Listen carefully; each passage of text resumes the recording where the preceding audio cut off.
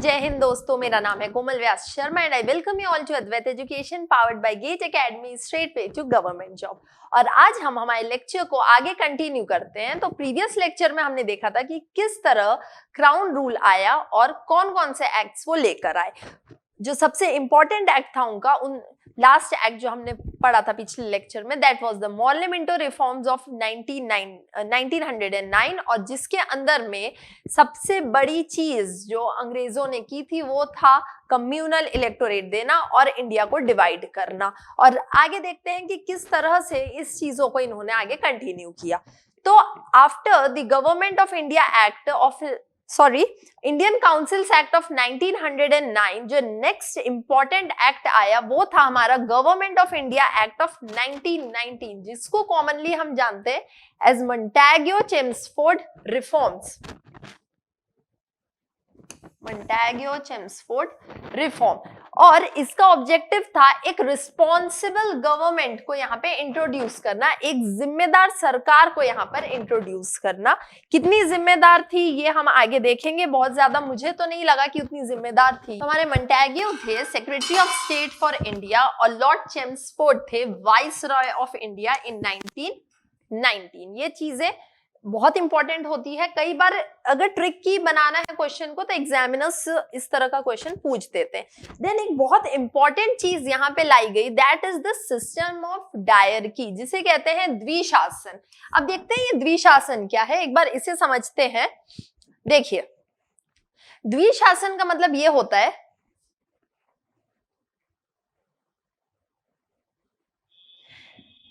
कि हमारे पास में जो लेजिस्लेटिव काउंसिल थी तो वो दो पार्ट्स में डिवाइडेड थी, कि एक था आपका सेंट्रल, एक था प्रोविंसेस। जो आज की डेट में जो हम देखते हैं हमारा सिस्टम है, जो एक पार्लियामेंट सिस्टम है जिसमें मेन है आपका लेजिस्लेचर, और उसके बाद में ये आपका सेंट्रल पे वर्क कर रहा है, और सेम आपके जो अलग अलग स्टेट्स में है, स्टेट्स की विधानसभा और विधान परिषद। तो सेम उस टाइम पे भी दो चीजें थी, एक सेंट्रल अलग था और प्रोविंशियल अलग था। तो जो प्रोविंशियल सब्जेक्ट्स थे, प्रोविंशियल मतलब कि आपके प्रांत, जो स्टेट वाला जो आपका पार्ट होता है, तो उसके लेजिस्लेचर्स में तो पावर को डिस्ट्रीब्यूट कर दिया गया। और डिस्ट्रीब्यूट कैसे किया गया? दो पार्ट में, एक थे ट्रांसफर्ड सब्जेक्ट्स थे कुछ, और कुछ थे आपके रिजर्व्ड सब्जेक्ट। तो ट्रांसफर सब्जेक्ट वो वाले थे जिस पर कानून, वो ऐसे वाले सब्जेक्ट जिस पर कानून कौन बना सकता था? गवर्नर बना सकता था, with the help of the ministers. जो गवर्नर के मिनिस्टर्स थे उनके हेल्प के साथ में, लेकिन वो लोग उस लेजिस्लेटिव को रिस्पॉन्सिबल थे। मतलब जो लेजिस्लेटिव असेंबली थी वो इनसे क्वेश्चंस पूछ सकती थी, जो लेजिस्लेटिव काउंसिल थी वो इनसे क्वेश्चन कर सकती थी कि आप जो लॉज बनाए हो ये कितने अच्छे हैं, कितने खराब है। जैसे कि आज के पार्लियामेंट में लेजिस्लेचर्स जो है वो क्वेश्चंस पूछ सकते हैं, सेम उसी तरह से। लेकिन किस सब्जेक्ट में पूछ सकते थे? जो कि आपके ट्रांसफर्ड सब्जेक्ट थे, जो बहुत इंपॉर्टेंस नहीं रखते थे। जैसे कि उस टाइम के लिए आप बोल सकते हो, जैसे एजुकेशन। ऑब्वियसली एजुकेशन काफी इंपॉर्टेंट है, लेकिन अगर आप एक नेशन वाइड के हिसाब से देखो उस समय में, तो एजुकेशन से रिलेटेड जो भी मैटर्स थे वो आपके ट्रांसफर्ड सब्जेक्ट पे थे। लोग उतना ज्यादा जिन पर ध्यान नहीं देते थे एक टाइम पर। तब रिजर्व्ड सब्जेक्ट कुछ ज्यादा ही इंपॉर्टेंस वाले सब्जेक्ट थे, जैसे कि फॉर एग्जाम्पल मैं बात करूं पुलिस, जेल, इरिगेशन, तो ये सब आपके रिजर्व्ड सब्जेक्ट्स थे। तो रिजर्व्ड सब्जेक्ट पर जो लॉ है वो गवर्नर और उसकी जो एग्जीक्यूटिव काउंसिल थी, जो हमारे वाइस रॉय की एग्जीक्यूटिव काउंसिल जो थी, वो ये पावर्स थे उनके पास में कि वो रिजर्व्ड सब्जेक्ट पे लॉज बना सकते थे। और अगर वो लॉ कोई बना रहे हैं तो they are not responsible to the legislature.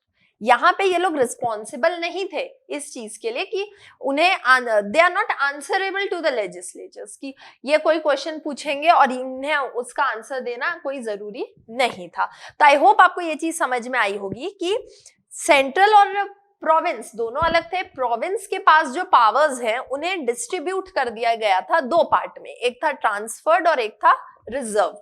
तो ट्रांसफर्ड के अलग पैटर्न था, रिजर्व का अपना अलग पैटर्न था। और बिकॉज ये जो दो पावर्स को अलग अलग कर दिया गया, इसी को ही हम क्या कहते हैं? डायरकी, जिसे कहते हैं डबल रूल। और ये बहुत ज्यादा सक्सेसफुल हुआ नहीं, इसलिए साइमन कमीशन जब आया था तो उसने ये रिकमेंड किया था कि इस डायरकी को आप पूरी तरह से खत्म कर दीजिए। तो चलिए आगे बढ़ते हैं। तो अब ये डायरकी सिस्टम आई होप आपको समझ में आ गया। तो ये डायरकी कब लाई गई? ये आई आपकी government of India Act of 1919। तो ऐसे आपको इन चीजों को कनेक्ट करके याद करना है। तो इसके अंदर में क्या किया गया? दो पार्ट में डिवाइड कर दिया गया, ट्रांसफर्ड में और रिजर्व्ड में। तो दो सब्जेक्ट्स थे अलग अलग। ट्रांसफर्ड मतलब क्या हो गए कि जो कि गवर्नर एड करता with the help of legislative council, मतलब लेजिस्लेटिव काउंसिल के लिए वो रिस्पॉन्सिबल था, लेकिन जो रिजर्व्ड सब्जेक्ट्स थे उसमें वो रिस्पॉन्सिबल नहीं था। वो उसकी खुद की शक्ति थी कि वो उस पे लॉज बना सकते थे। अब इसके अलावा और क्या हुआ?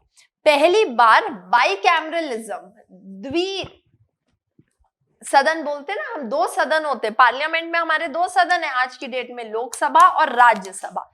तो सेम यही बाइकैमरलिज्म उस टाइम पे पहली बार इंट्रोड्यूस किया गया by the government of India Act of 1919, और साथ में डायरेक्ट इलेक्शंस भी कराए गए। तो सबसे पहले हम बाइकैमरलिज्म को देखते हैं।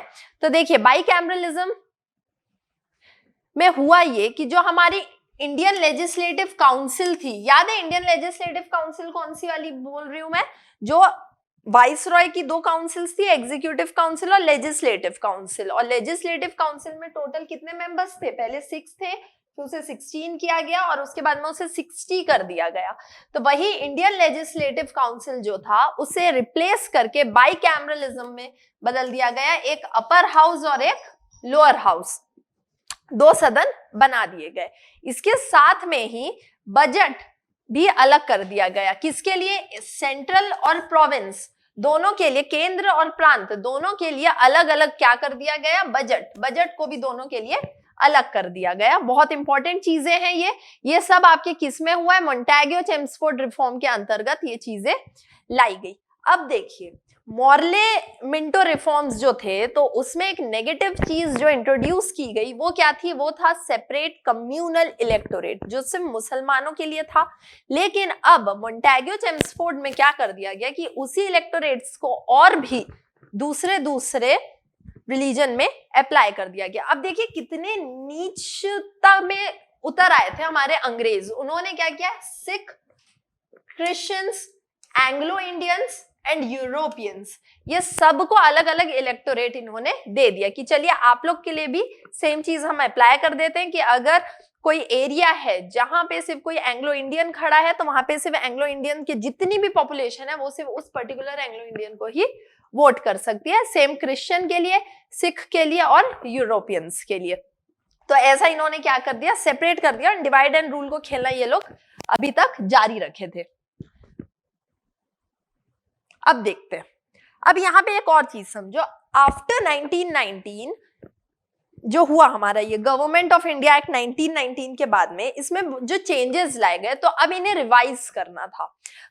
ब्रिटिश गवर्नमेंट चाहती थी कि इसमें क्या प्रॉब्लम है, इनके बारे में एक रिपोर्ट बनाई जाएगी आफ्टर 10 इयर्स।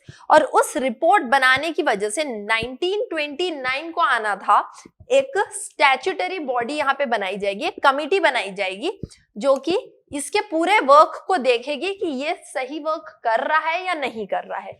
लेकिन जो चीज 1929 में होना था तो वो 2 साल पहले ही हो गई, और 1927 में हम एक स्टैट्यूटरी कमिटी बनाई गई जिसका नाम था साइमन कमीशन।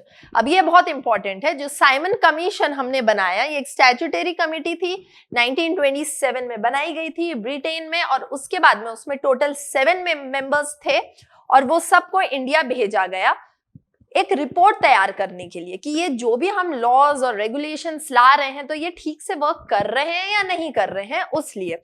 और उनके हेड कौन थे? जॉन साइमन, जिनके नाम पे साइमन कमीशन का नाम रखा गया। अब देखिए सबसे बड़ी गलती जो की ब्रिटिशर्स ने साइमन कमीशन को बुला के कि इन्होंने 2 साल पहले बुला लिया, जो एक 10 ईयर की रिपोर्ट बनानी थी तो पहले आ गए, पहली चीज। दूसरा सबसे इंपॉर्टेंट, इसमें जितने भी मेंबर्स थे वो सब आपके ब्रिटिशर्स थे, पूरे व्हाइट मेंबर्स थे, एक भी इंडियन नहीं था। भैया आपको जब इंडियन के बारे में पता करना है तो आपको इंडियंस को तो रखना पड़ेगा अपनी कमेटी में, पर आपने एक भी इंडियन को यहाँ पे इन्वॉल्व नहीं किया, और पूरे 7 मेंबर्स क्या थे, ब्रिटिशर्स थे। दैट इज द रीजन जो बड़ी बड़ी पार्टीज थी हमारी, Muslim League, INC and other small parties even though वो सब ने इसे क्या कर दिया, बॉयकॉट कर दिया। सब ने कहा कि हमें साइमन कमीशन से बात नहीं करना है, साइमन गो बैक, सिर्फ यही नारे लगते थे।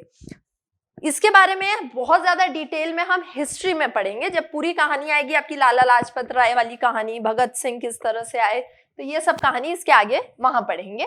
तो यहाँ पे मेन चीज ये हुई कि जब साइमन कमीशन ने बहुत सारे लोगों से बात की, यहाँ पे अलग अलग पार्टी से बात की, पर कोई भी इंटरेस्टेड नहीं था बात करने में, तो इन्होंने खुद ही एक रिपोर्ट अपनी सबमिट कर दी।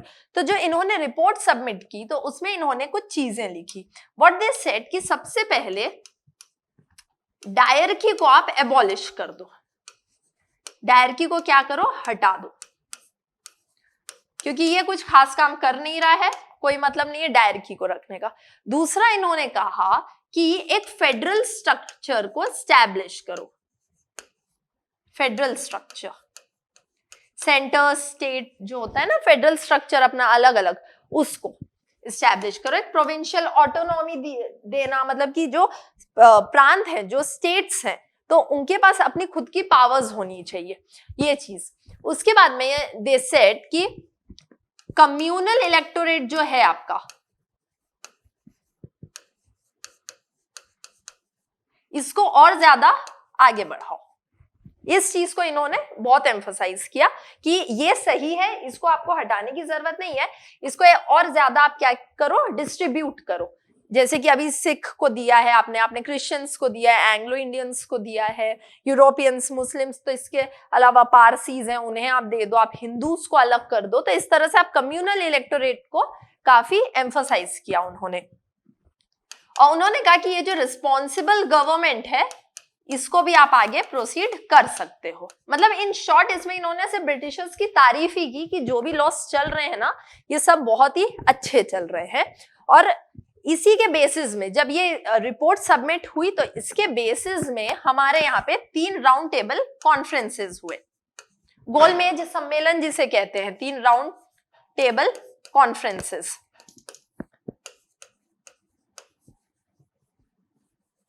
और देखा जाए तो ये तीनों राउंड टेबल कॉन्फ्रेंसेस हमारे यहाँ पे फेल थी, क्योंकि इसमें बहुत ज्यादा हमें वो चीजें मिली नहीं जो एक्चुअली इंडियंस चाहते थे। आप लोग मुझे कमेंट में ये बताइए कि हु वाज द पर्सन जिन्होंने तीनों राउंड टेबल कॉन्फ्रेंस को अटेंड किया था। आप मुझे कमेंट में बताएंगे उनका नाम, जो भी थे वो बहुत इंपॉर्टेंट नेम है, एग्जाम में बहुत बार पूछा जाता है। ओके, तो ये राउंड टेबल कॉन्फ्रेंसेस आपके फेल हो गए। लेकिन इसके बाद में जो ब्रिटिशर्स ने हमें दिया, that is communal award. Communal award, this was the height कि अभी इनका मन मुस्लिम, सिख, क्रिश्चियंस ये लोग से तो भरा नहीं, कि ये लोगों ने आप कहा कि okay will do one thing, कि हम अब क्या करते हैं, हम हिंदूज में इस चीज को अटैक मारते हैं। और कम्युनल अवार्ड में इन्होंने कहा कि जो माइनॉरिटीज है, हिंदू माइनॉरिटीज जो हैं आपकी, एससीज हो गई, एसटीज हो गए, तो अब हम इन्हें सेपरेट इलेक्टोरेट देंगे। ये इन्होंने कहा था बिकॉज जो भीमराव अंबेडकर जी थे, तो उन्होंने वहां राउंड टेबल कॉन्फ्रेंस में जाकर ये चीज कह दिया कि हमें एक अलग से, हमें भी सेपरेट इलेक्टोरेट दे दीजिए आप, फॉर स्पेसिफिकली फॉर माइनॉरिटीज, क्योंकि वो माइनॉरिटीज के फादर माने जाते थे। अब देखो, इससे प्रॉब्लम ये हुई कि भैया अब आप क्या कर रहे हो, आप हिंदूज को भी डिवाइड कर रहे हो, ये तो बहुत ज्यादा हो गया। तो अब महात्मा गांधी जी का दिमाग खराब हो गया, उन्होंने कहा कि मैं ये होने ही नहीं दूंगा, और उन्होंने किया fast until death. Fast until death, इस पर वो बैठ गए। भी फास्ट करना उनको बहुत अच्छा लगता था, कुछ अगर कोई उनकी बात ना माने तो वो सीधा फास्ट करने बैठ जाते थे। ठीक है, ये कहां उन्होंने किया, येरवाड़ा जेल में। जेल, देखिए अगर आप ध्यान दोगे तो मैं बहुत सारा आपको इसमें हिस्ट्री की भी चीजें बताते जा रही हूँ, है ना, तो काफी इंपॉर्टेंट लेक्चर है ये। येरवाड़ा जेल में इन्होंने फास्ट अंटिल डेथ स्टार्ट कर दिया। अब इससे हुआ क्या, अब ये तो इतने बड़े लीडर हैं, अगर इनको कुछ हो गया तो ऑब्वियसली अ टाइप ऑफ बोलना चाहिए दंगे फसाद हो जाएंगे देश में। तो बहुत सारे लीडर्स को काफी टेंशन होने लग गई। उन्होंने अंबेडकर जी से बात की और अंबेडकर जी भी इस बात को मान गए। वो ये समझ गए कि भैया ब्रिटिशर्स हमारे नहीं है, आप चाहे कुछ भी कर लो, ब्रिटिशर्स जो हैं वो सिर्फ अपनी ही सुरक्षा देख रहे हैं, वो सिर्फ अपना ही प्रॉफिट देख रहे हैं, उनको हमसे कोई मतलब नहीं है। और उन्होंने कहा कि ओके फाइन, हमें सेपरेट इलेक्टोरेट नहीं चाहिए। और महात्मा गांधी जी के साथ में उन्होंने किया पूना पैक्ट, एक पूना पैक्ट उन्होंने साइन किया। इस पूना पैक्ट के तहत में फिर जो माइनॉरिटीज का जो कम्युनल इलेक्टोरेट था उसे पूरी तरह से हटा दिया गया और ये कहा गया कि हिंदू एक यूनिफाइड होके एक साथ वोटिंग करेंगे इलेक्शंस में। ये चीज बहुत इंपॉर्टेंट है, ये आपको पता होनी चाहिए। ये जो स्टोरी है, अब कम्युनल अवार्ड दिया किसने था? ये दिया था रैमजे मैकडोनाल्ड ने 1932 में। 1932 में रैमजे मैकडोनाल्ड। अब देखो तो हम कहां पे थे? तो ये चीज समझ में है कि गवर्नमेंट ऑफ इंडिया एक्ट 1919 आई, उसके बाद में साइमन कमीशन आया, उसने अपनी रिपोर्ट सबमिट की। रिपोर्ट सबमिट करने के बाद में कम्युनल अवार्ड उन्होंने ब्रिटिशर्स ने हमें दिया, जिसे फाइनली हमने रिजेक्ट कर दिया and we succeeded in it. अब नेक्स्ट आएगा आपका Government of India Act of 1935। लेकिन इसका सोर्स बना कैसे? जो साइमन कमीशन के जो 3 राउंड टेबल कॉन्फ्रेंसेस हुए, तो उसके बाद में एक व्हाइट पेपर, ये वर्ड इंपॉर्टेंट है, आपको इस वर्ड को याद रखना है, व्हाइट पेपर फॉर नहीं है, on constitutional reforms, constitutional reforms. तो इस चीज को ब्रिटिशर्स लेकर आए और ये बना आपका मेन सोर्स किसका? Government of India Act of 1935। Government of India Act of 1935 का ये बना मेन सोर्स और इसमें बहुत से इंपॉर्टेंट स्टेप्स लिए गए और साथ में ये एक्ट इतना इंपॉर्टेंट है कि हमारे संविधान में भी बहुत सारी चीजें इसी एक्ट के थ्रू ली गई। तो आई होप आपको समझ में आया होगा कि मॉले मिंटो रिफॉर्म और मोंटेग्यू चेम्सफोर्ड रिफॉर्म्स में कौन कौन सी मेन चीजें लाई गई थी और किस तरह से फिर मेन सोर्स हमारा government of India Act of 1935 बन गया। तो चलिए आगे बढ़ते हैं। अब देखिए, दिस इज वेरी इंपॉर्टेंट। अब इसमें जो साइमन कमीशन ने कहा था कि आप क्या करो, एक फेडरल स्ट्रक्चर बनाओ, तो उसके तहत एक ऑल इंडिया फेडरेशन बनाया गया जिसके अंदर में प्रोविंसेस भी थे और साथ में कुछ प्रिंसली स्टेट्स भी थे। तो प्रोविंसेस मतलब क्या था, जो कि बोलना चाहिए, मैंने क्या बोला, स्टेट्स थे जिसमें ब्रिटिशर्स जो थे वो मेन हेड थे, वही उसे रूल करते थे। और एक था आपका प्रिंसली स्टेट्स। प्रिंसली स्टेट मतलब कौन सा हो गया आपका? राजा रजवाड़ा वाला जो पार्ट था जिसमें मेन प्रिंस और किंग थे जो रूल करते थे इंडिया को। तो इन्होंने ऑल इंडिया फेडरेशन बनाया कि चलो इसमें आपके ये दोनों पार्टीज रहेंगी। साथ में 3 लिस्ट बनाई जो आज की डेट में जिस तरह से हम यूनियन, एक फेडरल स्ट्रक्चर हमने जो बनाया है, क्वासी फेडरल है हमारा इंडिया, तो कुछ पावर स्टेट के पास है, कुछ सेंट्रल के पास में है और कुछ आपके कॉन्करेंट पावर्स हैं। तो सेम उस टाइम पे भी 3 लिस्ट बनाई गई, एक federal list, provincial list and concurrent list. और जो रेसिडुअरी पावर्स थे, मतलब जो बचे हुए पावर्स हैं, बाकी के अवशिष्ट पावर, तो वो किसके पास में थे? वाइसरॉय के पास में, कि वही इन पर निर्णय ले सकता था और बाकी की पावर्स को 3 पार्ट में डिवाइड कर दी गई। तो आपको एग्जाम में पूछ सकता है कि government of India Act of 1935 के अंतर्गत में ये चीजों को इन्वॉल्व किया गया था, ऐसा आपको क्वेश्चन आ सकता है। अब देखिए, इसमें हुआ ये कि प्रोविंशियल ऑटोनॉमी दी गई प्रोविंसेस को।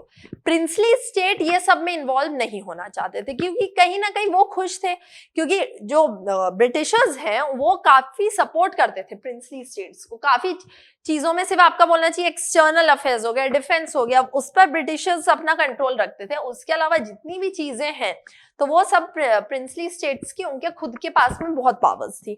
तो इसलिए वो बहुत ज्यादा इंटरेस्टेड नहीं थे इंडिया के इंडिपेंडेंस में, इस लड़ाई में आने में बहुत ज्यादा वो लोग रथी अपना नहीं रखते थे।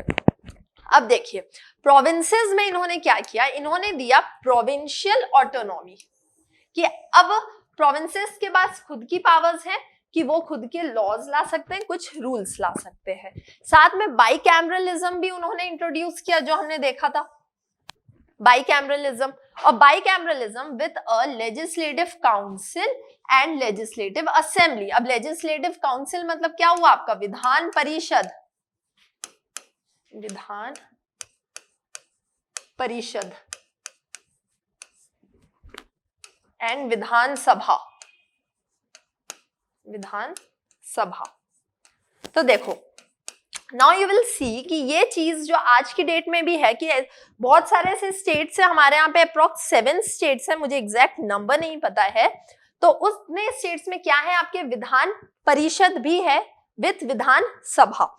तो सेम चीज यहाँ पे भी हुई कि जो प्रोविंशियल एरियाज है, जो प्रांत थे, वहां पे भी इन्होंने बाइकैमरलिज्म डाला और बोला कि आप विधान सभा भी रख सकते हो, विधान परिषद भी रख सकते हो। तो जो 11 प्रोविंसेस थे टोटल, तो उसमें से 6 के अंदर में आप उन्होंने विधानसभा और विधान परिषद दोनों को इंट्रोड्यूस करा दिया और प्रोविंशियल ऑटोनॉमी भी साथ में दे दी। अब देखिए this led to the establishment of RBI. ये भी बहुत इंपॉर्टेंट है कि आरबीआई की जो स्थापना है वो किस एक्ट के तहत हुई, ये एग्जाम में भी पूछता है। तो government of India Act of 1935 के अंतर्गत। इसके अलावा एक फेडरल कोर्ट बनाया गया 1937 में, स्टेट लेवल पे जो कोर्ट्स होते हैं, and this provided the basis for the constitution of the free India. और उसका एक बेस तैयार हो गया कि हाँ अब जो संविधान हमारा बनेगा तो उसमें भी कुछ इसी तरह से हम रूल्स लाएंगे, इसी तरह की एक पार्लियामेंट्री फॉर्म होगी, बाइकैमरलिज्म होगा, पावर्स का डिस्ट्रीब्यूशन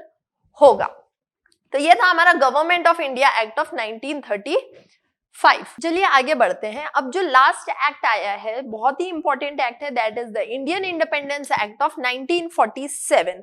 अब देखिए क्या हुआ, 20 फरवरी को क्लीमेंट एटली जो उस टाइम पर प्राइम मिनिस्टर थे ऑफ ब्रिटेन, इंग्लैंड के, तो उन्होंने रेडियो पे एक अनाउंसमेंट की। उन्होंने कहा कि जून 1948 तक मैक्सिमम ब्रिटिशर्स इंडिया को छोड़कर चले जाएंगे। इसके पीछे बहुत सारे रीजंस थे। मैंने जब कॉन्स्टिट्यूएंट असेंबली का मेकिंग जहां मैंने पढ़ाया, वहां पे मैंने इन चीजों को बताया है आपको कि उसके पीछे की कहानी क्या थी। आईएनसी एक तरफ से अटैक कर रही थी, देन क्विट इंडिया मूवमेंट हो गया था, देन इंटरनेशनल प्रेशर्स बहुत बन रहे थे, वर्ल्ड वॉर 2 चल रहा था उस टाइम पे, वर्ल्ड वॉर 2 जस्ट खत्म ही हुआ था और बहुत जो सिचुएशन थी, जो कंडीशन थी ब्रिटिशर्स की, वो बहुत ज्यादा वीक हो गई थी। तो फाइनली उन्होंने कहा कि ओके 1948 जून तक हम इंडिया को छोड़ देंगे। इन्होंने माउंटबेटन को यहाँ पर भेजा, माउंटबेटन प्लान वो लेकर आए और उन्होंने ये चीज डिसाइड की कि एक इंडिया एक पाकिस्तान, हम 2 अलग अलग कॉन्स्टिट्यूएंट असेंबलीज बनाएंगे फॉर 2 डिफरेंट नेशंस। साथ में वाइसरॉय के ऑफिस को हम क्या कर देंगे, एबॉलिश कर देंगे, हटा देंगे। वाइसरॉय का ऑफिस आपका क्या हो जाएगा, एबॉलिश होएगा। 1 सेकेंड,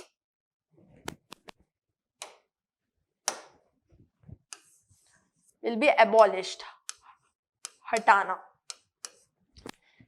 और साथ में ब्रिटिश रूल भी एंड हो जाएगा, पार्टीशन हो जाएगी। रीजन मुस्लिम लीग जो अलग से डिमांड कर रही थी किसकी, पाकिस्तान की, तो इसलिए इन्होंने डिसाइड किया कि हम जो मुस्लिम मेजॉरिटी एरियाज हैं उसको अलग कर देंगे। और साथ में जो सेक्रेटरी का ऑफिस है ये भी क्या हो जाएगा आपका, एबॉलिश हो जाएगा। सेक्रेटरी ऑफिस को भी आप एबॉलिश कर दीजिए। मेकिंग ऑफ कॉन्स्टिट्यूएंट के लेक्चर को आप मेरे देखिए, मैंने उसमें बहुत डिटेल्ड वे में एक एक चीजों को बताया है इसमें। अब देखो हुआ क्या, इसी एक्ट के तहत में हमारा बना संविधान। जो हमने संविधान लिखा वो इसी एक्ट के तहत ही में ही लिखा। एक ड्राफ्टिंग कमेटी ने हमारे संविधान को लिखा जो एक कॉन्स्टिट्यूएंट असेंबली द्वारा बनाई गई थी। और ये सारे लॉज जब हमने लागू किया हमारे संविधान को ऑन 26 नवंबर 1949 को, और उसके बाद में जब उसे हमने कमेंस कर दिया, पूरे इस देश में हमने उसे लगा दिया उस संविधान को, दैट इज ऑन 26 जनवरी 1950। और उसी के साथ में इंडियन इंडिपेंडेंस एक्ट ऑफ 1947 को भी हमने रिपील कर दिया। रिपील कर देना का मतलब होता है हटा दिया। और इसके हटने के साथ ही अब हम हो गए थे सॉवरेन, हमारे ऊपर से क्राउन रूल पूरी तरह से हट गया था। हिज और हर मैजेस्टी में जो हम कहानी पढ़ते थे पूरा वो सब अब खत्म हो चुका था पूरी तरह से। अब इंडियंस इंडियन के द्वारा लिखा हुआ एक संविधान के अंतर्गत हम आ गए थे। तो ये एक बहुत ही इंटरेस्टिंग स्टोरी थी। आई होप आपको बहुत अच्छे से समझ में आया होगा। अगर कुछ भी डाउट है तो आप कमेंट सेक्शन में मुझसे पूछ सकते हैं। इसके अलावा इसे पढ़ो, इसे रिवाइज करो। जब पढ़ोगे तो ऑटोमेटिकली आपको चीजें याद होने लग जाएगी, क्योंकि इतना महत्वपूर्ण टॉपिक है ये। आपको हिस्ट्री में भी और आपके कॉन्स्टिट्यूशन में भी इससे रिलेटेड आपको क्वेश्चन पूछेगा ही कि आप, और यहाँ पे मैंने ना आपको फैक्ट्स ही बताए, जो इंपॉर्टेंट चीजें पूछी जाती हैं रिपीटेडली मैंने वही बताया। मैंने बहुत डिटेल में आपको नहीं बताया कि जब डायरेक्ट इलेक्शंस हुए तो वो इलेक्शंस कैसे हुए, ऑफिशियल मेंबर्स कौन थे, नॉन ऑफिशियल मेंबर्स कैसे थे। बहुत ज्यादा डिटेल में हम गए ही नहीं, क्योंकि उतने की अभी जरूरत है नहीं। जब जरूरत पड़ेगी तब अपन उसको भी देखेंगे। तब तक के लिए thank you very much and keep learning.